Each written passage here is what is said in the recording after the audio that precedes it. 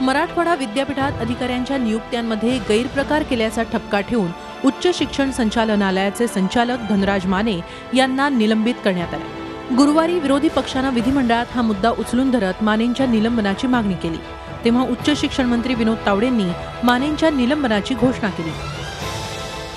आता हा शासन निर्णय पहा। 5 एप्रिल 2017ला म्हणजे निलंबन होण्याच्या बरोबर 1 दिवस आधी काढण्यात आलेला हा शासन निर्णय।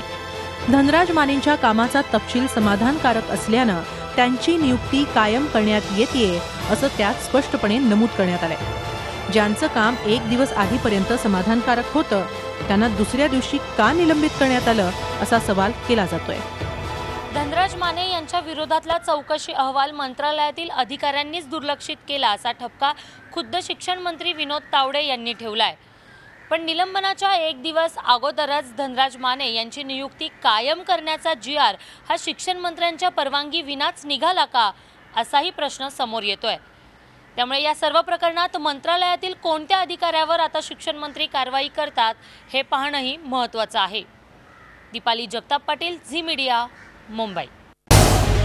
झी 24 तास रहा एक पाऊल पुढे।